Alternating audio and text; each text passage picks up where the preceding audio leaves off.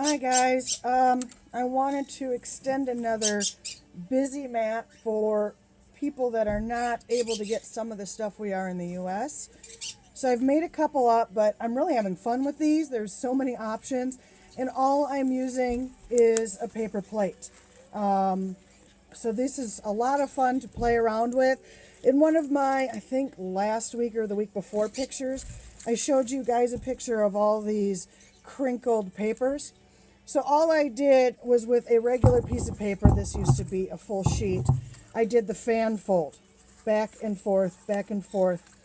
And then trial and error shows I need a little bit wider pieces. So I scrunch it all up, and I need them a little wider when I cut them, because to get them through the crocodile and get a nice hole, you need a fairly decent sized tab at the end. So once you have all this, they're fairly easy to go from there. And all I did was I took my anchor first. Of course, I'm not color coordinating anything at the moment, and that's fine. I put everything upside down because when we stick it into the paper plate, it'll be stuck in top down.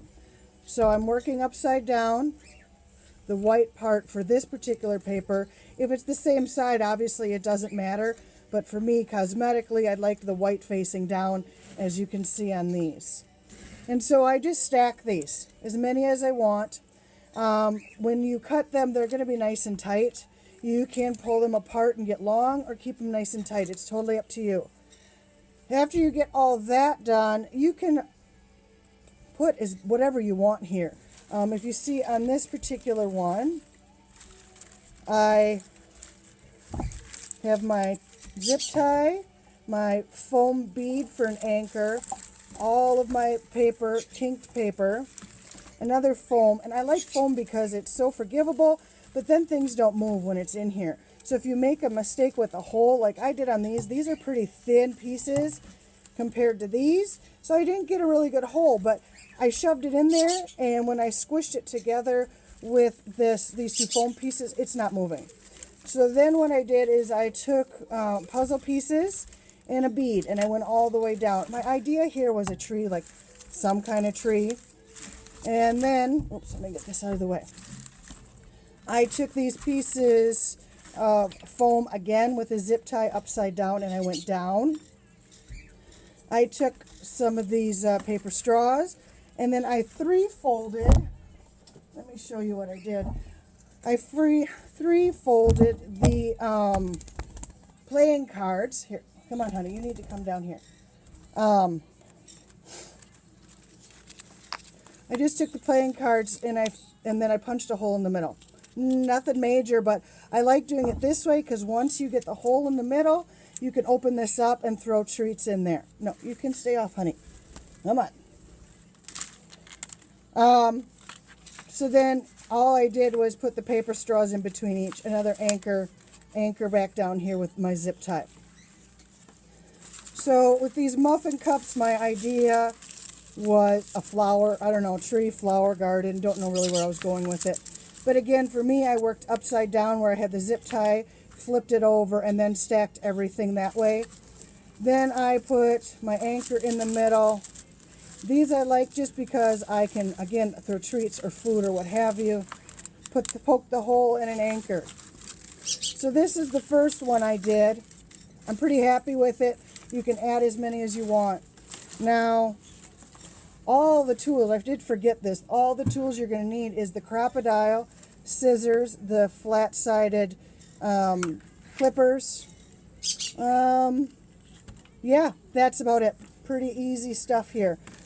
3 things. Now this is the one I'm working on this morning before I made this video. And again, I went with the tree idea. These paper plates are pretty neat because if you do have a bird with disabilities or foot problems, it's easier for them to walk on here. You can throw treats on here. You can add anything if it's too slippery. You can add different stuff. Like on this one, I added the seagrass. I cut the seagrass mat and put it on here. But then again, you can stuff a shred in here, put treats under here, or it can be just something for more disabled birds to walk on. I don't know much about them. I'm a little out of my league with disabled birds, but I'm really trying. If you guys have any other ideas for them, let me know. So this one, again, I did my 2 foam pieces in between my crimped paper, and I kept these tight. But again, if you pull them out, they're going to be as ever long as the paper you use. Well, with the tree idea, I just went and popped some holes in the middle of some wood sticks.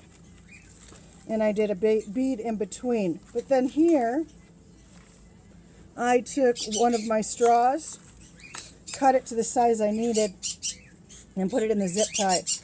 Then I went and I put a foam piece, because if I didn't have that foam piece, it was flopping all over. I wanted it a little bit more stable. And just put it through the bottom. I think so many things would be great with these. I absolutely love these. I'm having a lot of fun. I also got a loofah out with some shred.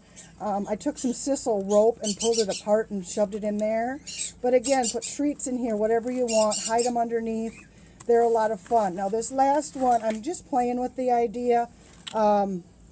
This is supposed to look like a flower, but 1, 2, 3, 4, 5. It looks something different. Anyways, these would be fun. This is just toilet paper roll.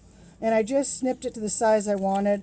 I put some spare pieces of paper rope here, or paper straw, excuse me, in between.